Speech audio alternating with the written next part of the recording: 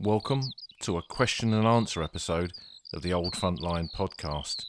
In these bonus episodes, we'll answer the questions that you pose out of the episodes that we release each week. And don't forget to subscribe to the podcast via your favourite platform, and do think about leaving us a review or a star rating. So let's get down to this week's questions.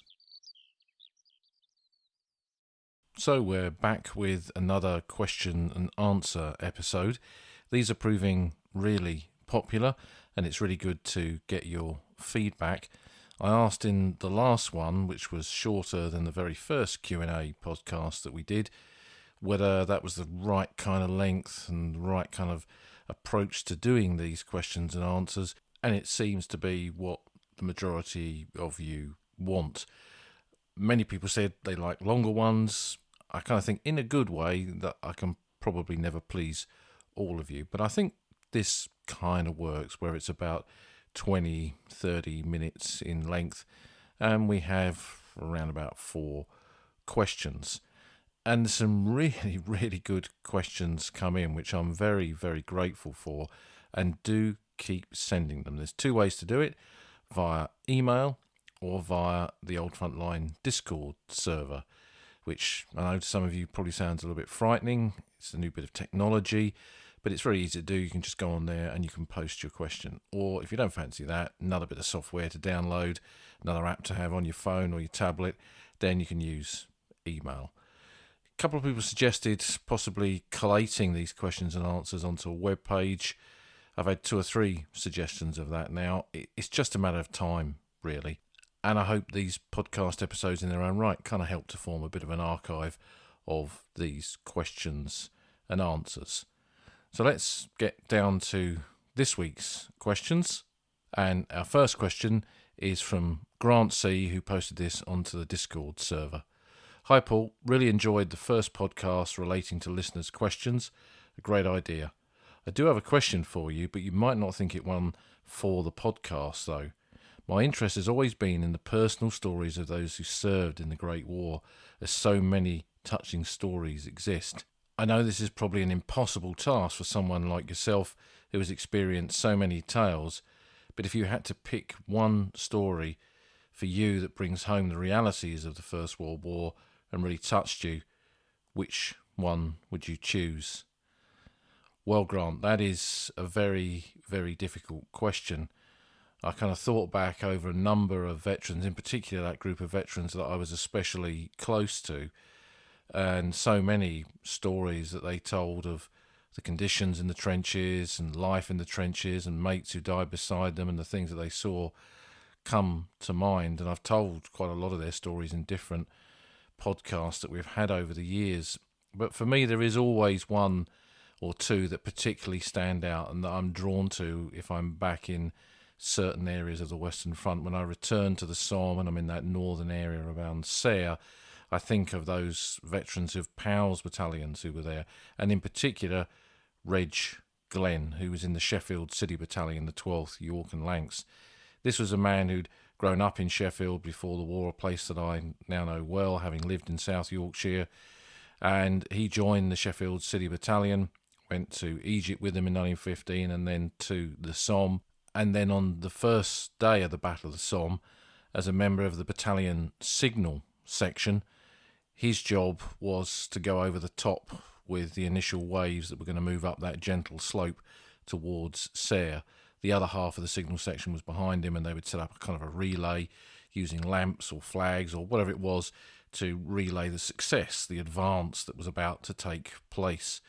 But of course that's not what happened. And as he moved into the waist-high grass of no man's land, and I've told this story I think in the episode on the POWs at Serre, the machine guns began to blaze, machine guns that should never have been there, and he looked around him and saw men drop into the grass thinking that orders had been given to take cover, so he took cover too, and the bullets kind of passed over them. But what he was actually seeing, of course, was the machine guns scything down those men, and he spent much of the rest of that very hot 1st of July out in a shell hole, sheltering from this machine gun and the shell fire that dropped into no man's land until it was safe to crawl back. And he crawled back through the shattered bodies and amongst the wounded who he could do little for, of men from his proud city, men that he'd kind of grown up with, really, and if not before the war, through military service together in training and in Egypt and in their initial months in France, these men were his mates, his pals, his chums, and there they were, shattered by the experiences of that big push, that advance, which has meant to have been so successful, that had taken those pals over 2 years in the making to walk into the machine gun oblivion of no man's land and be wiped out in a matter of minutes. But that's not really the story here. That's part of it. That's the kind of first part of it, him surviving the 1st of July. And he later became the chaplain's orderly. He could play the piano, and the chaplain needed somebody to play a portable trench organ of the type that Beverly Palin played for us in that episode about music in the Great War. And that meant that he accompanied the chaplain. It was an easier job in an infantry battalion than being a signaller or having to go over the top, but it also meant that they were continuously involved in the wounded coming back, because that's where the chaplain was, at the aid post, and in some cases it was their job to bury the dead. Now that was normally somewhere behind the lines where they'd go, and a grave would be dug and a soldier would be laid to rest, and comrades would stand round and the padre would say some comforting words. But in the early part of 1917, following the German withdrawal to the Hindenburg Line, those POWs battalions that had gone over the top at Serre found themselves still in that part of the battlefield. And they knew from having looked through trench periscopes out into no man's land that the dead from that first attack in the summer of 1916 were still hanging on the wire, still in no man's land. So Reg Glenn went out with the padre and they went to recover the dead. It was the most horrific thing that I think that he ever did in his life, and he saw things there that he didn't ever convey to me or to anyone. Only a fraction of that experience did he ever really truly convey. And he told the story of going out there and the padre poking the ground where the bones were protruding from the soil beneath the wire or in front of the German parapets, and rats would come running out of rib cages and eye sockets in skulls.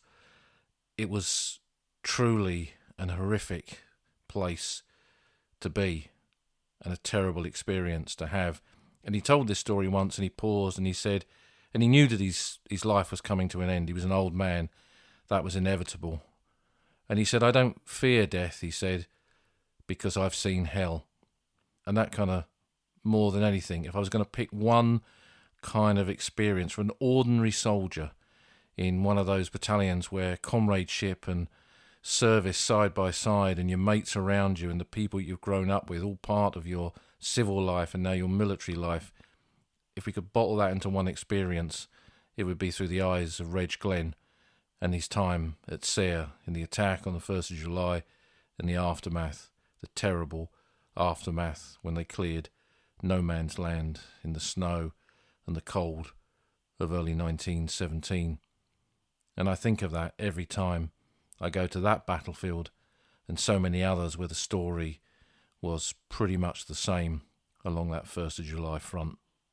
So yeah, sure, I could talk about loads of other soldiers' experiences of men going over, tasting blood in the air as they went into battle, as so many men had been smashed to pieces, almost vaporised by shell fire, and all kinds of terrible things like that, and then contrasting it with that incredible experience of friendship, of comradeship that we've kind of hinted at there, that they had behind the lines when they were away from the battlefront, getting drunk together, doing crazy things together, chasing girls together, and all the things that soldiers did away from the front. But I think Reg Glenn, as the eyes of an ordinary soldier on a battlefield, I think for me is something that I'll never, ever forget. And his story draws me back to those places, probably like no other. So our next question, which is from Gail Lee, also on Discord, kind of connects us to Grant's question, because she says, doubling down on Grant's difficult question, do you have a memorial, cemetery or battlefield aside from the well-visited sites and independent of your work that calls you back more than most, specifically on the Western Front's old front line? And if it helps, maybe winnow down to a favourite in each battleground covered by your books. Well, I mean, that's another difficult question, really, because where to even begin with that favourite place on the Western Front? I mean, there are places that I've connected with because of the stories there and the men and the women connected to those places. Eric Heaton and his sister Irene Heaton up on the Hawthorne Ridge, and how that place connects a soldier, her brother, who fell there in 1916, and the shadow that cast across the rest of her life, things like that. But there's no doubt that as a battlefield, the Somme is kind of one of my spiritual homes, really, on the Western Front, having lived there, and all that means, having been on that battlefield, having lived in that space that the generation of the Great War lived and fought and died. It will forever be a part of me, one way or another. And there is nothing like walking those great Sommescapes, those huge open fields where the skyline seems to go on forever, and the images that I've captured of that battlefield with the clouds gathered above the cemeteries and the open fields and the memorials, it really is a special landscape. But there are lots of little places that connect me too, and it can be anything from walking through the mine craters on the bluff at Ypres, where I know so much happened, particularly in that 1915-16 period, when there was intensive mining activity and unit after unit passed through there, and the shapes of those craters and the way that landscape was moulded for all times by those terrific explosions really makes that an impactful place to go to. And then that's kind of typical trench warfare battlefield, and I can contrast that with the trickling waters of the Sombre Canal and the old lockhouse at Lock Number 1, where the 2nd Royal Sussex stormed that on the last great battle of the First World War on the 4th of November 1918. And there you can walk from the neighbouring village of Réger de Beaulieu through the kind of bocage-style hedgerows, following the route of the sappers who were carrying the bridges to cross the ditches and the canal, alongside the Sussex lads who got up to the edge and assaulted that position, and the lockhouse where the Germans were, where they had their machine guns firing down onto them as they crossed that open ground and went through those hedgerows and across those ditches. That's still there. It's kind of if time has stood still on a place like that. Most people who visit the Sombre Canal understandably go, as I've done many times, to visit the grave of Wilfred Owen and see the spot where he died. But it's a fascinating battlefield, and there are so many spots along it, like Lock Number 1, where you can kind of reach out, as we often say on this podcast, reach out and touch the history of the Great War. And Verdun, I mean, I went back to Verdun, as you all know, recently on a recce for tours, and also to kind of get a bit of filming and think about that landscape again.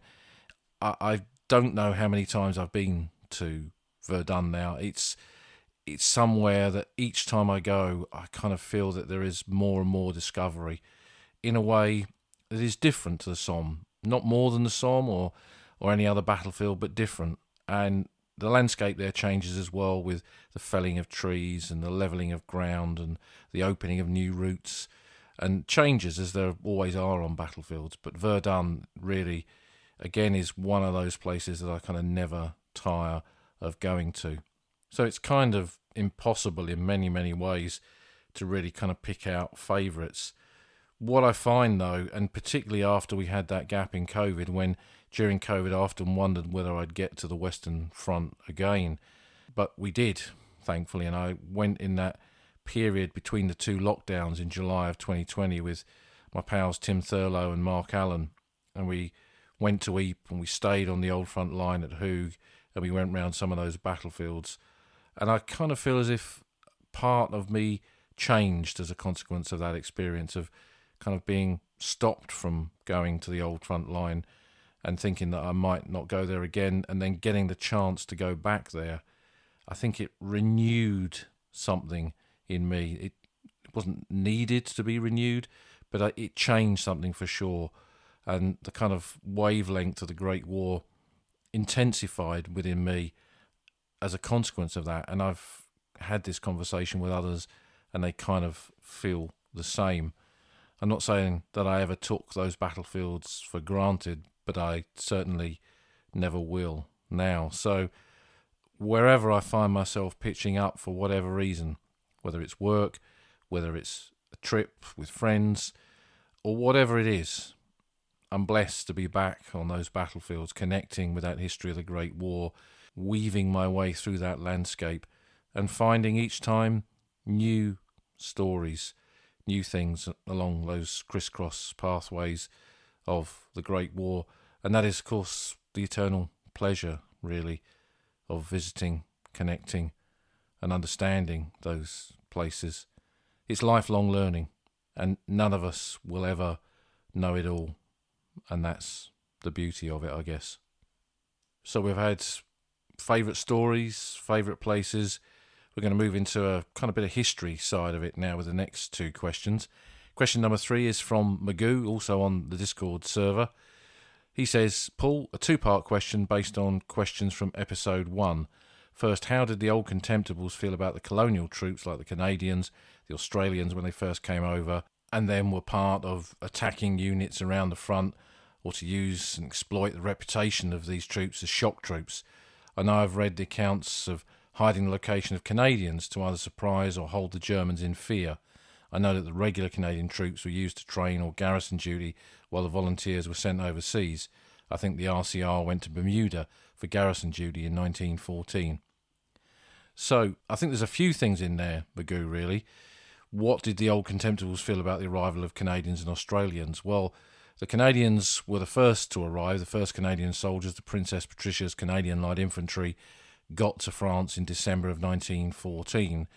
That was a unit made up of men who had served in the British Regular Army. And when they were posted to France in 1914, they joined a British division and served alongside units of the British Army. The RCR, the Royal Canadian Regiment that you mentioned, which was the only regular regiment within the Canadian Forces in 1914, was indeed mobilised and sent to Bermuda to relieve the Lincolnshire Regiment, I think it was, to allow them to come to the Western Front. And the RCR was not then brought over to France until 1915.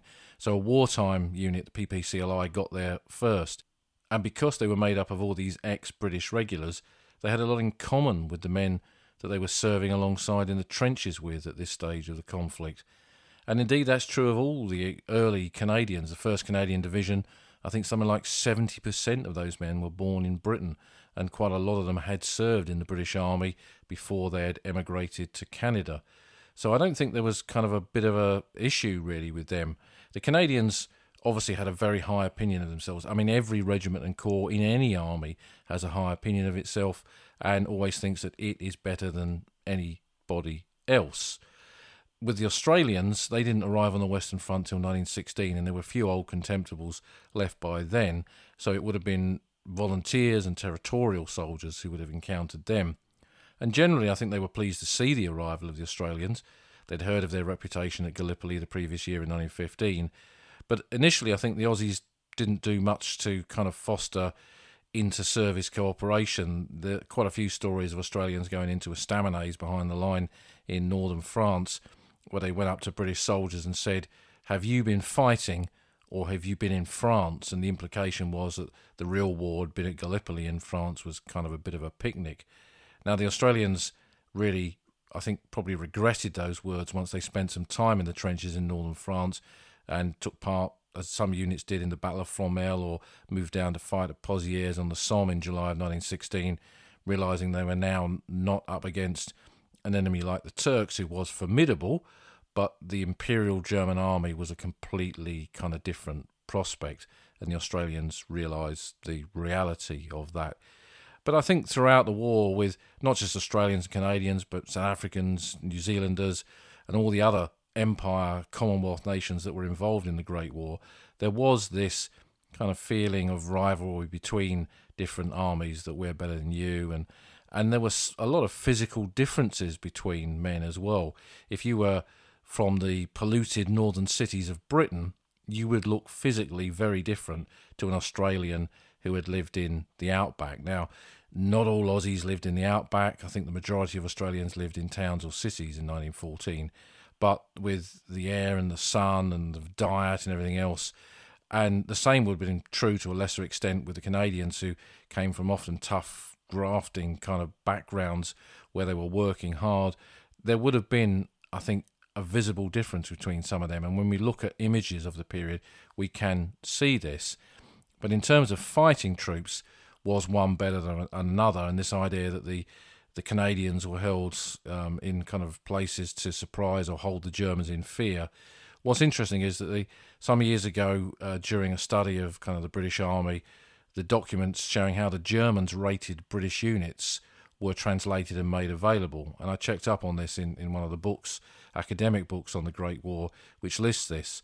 And the Germans rated several divisions as good, medium, and poor. And interestingly, with the Canadians, as you've asked about this, Magoo, the 1st and 2nd Canadian Division were rated as good, so in the top tier, but the 3rd Canadian Division was rated as medium, and the 4th Canadian Division was rated as poor, as was the 3rd and 5th Australian Divisions. And the Royal Naval Division of the British Army, or the Naval / British Army on the Western Front, that's also rated as poor, when I think others would probably be a bit more favourable to it. So I guess what I'm saying here is we don't really know what the criteria was for the Germans rating these different formations, and it's easy for us from more than a century to say this unit was good and this unit was bad. But I think it's a very, very complex kind of subject. And the whole British Expeditionary Force, which included British Army units, Australians, Canadians, New Zealanders, South Africans, and everyone else, were all learning simultaneously, and lessons learnt from one corps. So the Canadian Corps, for example, passed that down through the rest of the BEF. The Australian Corps, when it was eventually formed, did the same. The New Zealand Division only had one unit that was part of different corps during the conflict on the Western Front. But there was this kind of dissemination of learning lessons through pamphlets, through training, and through everything else. So while some units had a reputation for being kind of one step ahead with training and innovation, that didn't mean that wasn't passed on to other units in the army. And if we look at different stages of particularly the experience of the British Army on the Western Front, from regulars to volunteers and territorials to conscripts, and those desperate moments in 1918 when they were dealt body blows by the Germans in the Great Offensives, we see a changing army as a response to this. And one of the reasons why particularly Australian and Canadian divisions were at the forefront of the last 100 days of the war is that both of those formations still retained 12 infantry battalions, where in British divisions, because of the lack of reinforcements, that had been dropped to 9 in February 1918. So a quarter of the strength of each British division had been lost, whereas that was still retained in Australian and Canadian units, which made them more powerful. And they also had a lot more engineers, pioneers, which were increasingly really important on the battlefield to do battlefield engineering tasks, to get through German defences, breach the Hindenburg Line, cross canals, whatever it was. So it's a very complex subject, perhaps, and I dare say this, worthy of its own podcast. And kind of connected into that, question number 4 is from Peter Shotton on email. As far as I know, the PBI, the Poor Bloody Infantry, were concerned, did much change in their weaponry over the 4 years. I was thinking in particular at rifles, possibly the bayonet design, as I know ours certainly differed from the Germans, and maybe what was used on night raids. Well, it kind of sounds as if it's not a question, and I think you raised that in your email, Peter, but it is. The army of 1914 was a very different army to that of 1918. 4 years of war, everything that had been learned on those battlefields had transformed that army into what we could describe as a modern army. It had begun to kind of reuse the tactics that the BEF had used in terms of fire and movement, but it was now supplemented by modern weapons and modern technology on the battlefield. And in terms of the PBI, the infantry, as you suggest, they went to war in 1914 with the short magazine Lee Enfield. Some of the territorial soldiers had the long Lee Enfield, the Boer War version of that rifle.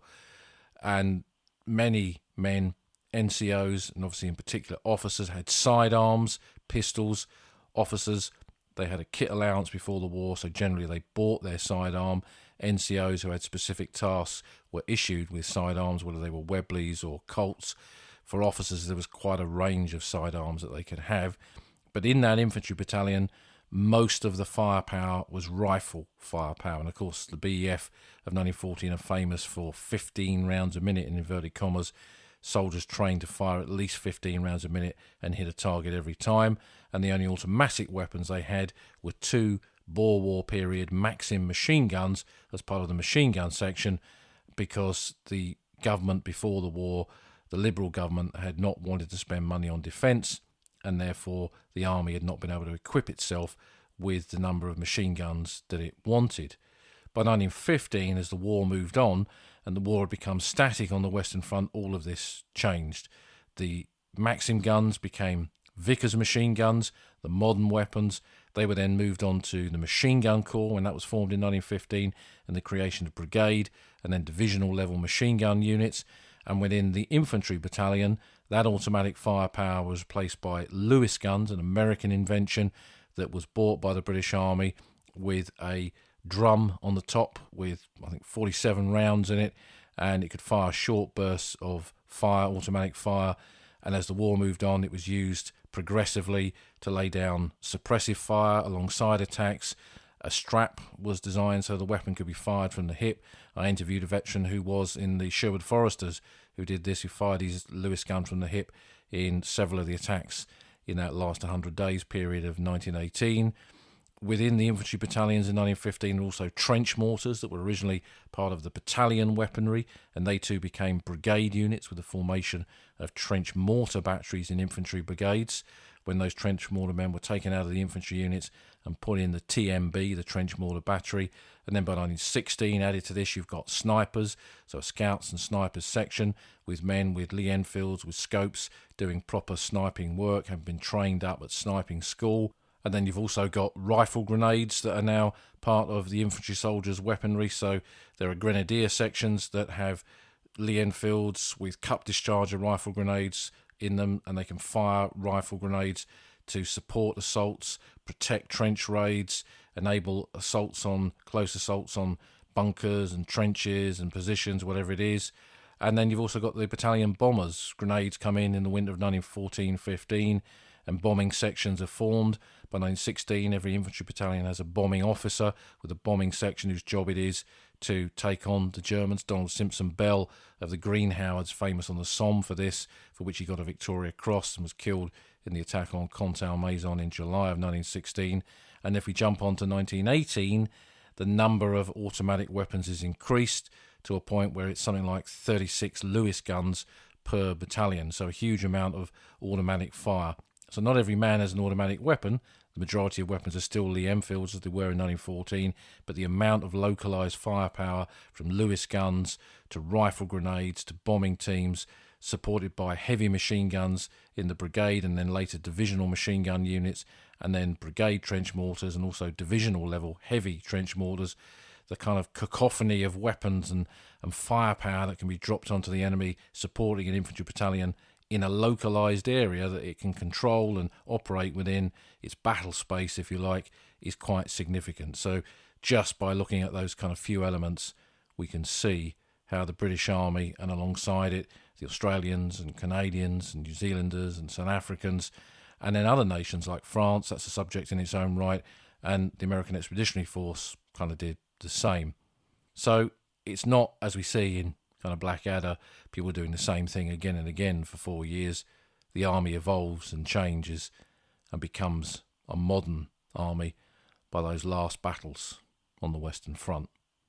So I hope that is another interesting episode where we've touched on a few different elements of the Great War landscape and the history of the Great War, and we'll continue with that again soon. Season 6 is coming to an end. There'll be another Q&A, and that'll kind of end the season properly, and then we'll have a brief break and we'll be on to Season 7 with lots more podcasts, dispatches, and these Q&A episodes.